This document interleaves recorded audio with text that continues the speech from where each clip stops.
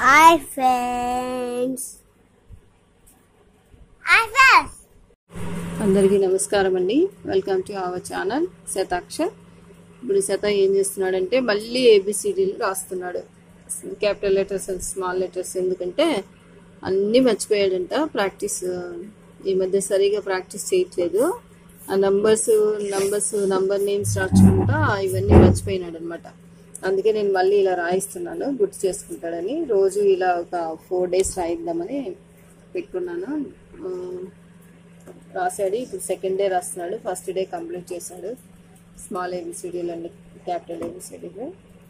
So capital letters and small letters రాస్తున్నాడు. ఇప్పుడు capital letters చూడండి. క్యాపిటల్ లెటర్స్లో స్మాల్ లెటర్ ఇలా కన్ఫ్యూజ్ అయిపోయి మర్చిపోయినాడండి. అందుకే మళ్ళీ ఇలా గుర్తు చేస్తున్నాను. సో మీరు కూడా అంతే, పిల్లలకి ఇలా రాయిస్తూ ఉండండి. ఇలా మర్చిపోతుంటారు వాళ్ళు. సో మళ్ళీ ఇప్పుడు రీప్రాక్టీస్ అనమాట ఇది.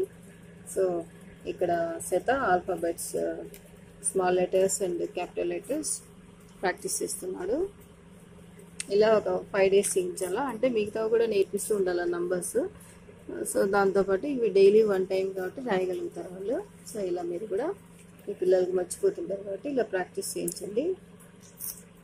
సో ఇది alphabets repractice, capital letters and small letters. ఓకేనా మరి?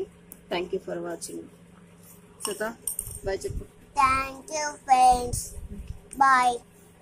ఎందుకు అన్ని మర్చిపోయినావా నువ్వు? మర్చిపోలేదమ్మా. మరి ఎందుకు అన్ని అలా రాస్తున్నావు? చూడు ఎలా రాస్తున్నావు.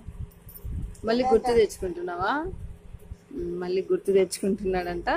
సో మీరు కూడా ఇలా పిల్లలతో ప్రాక్టీస్ చేయించండి, అన్నీ మర్చిపోయి ఉంటారు. So thank you for watching. హ్యాపీగా ఉండండి, హెల్తీగా ఉండండి. బాయ్.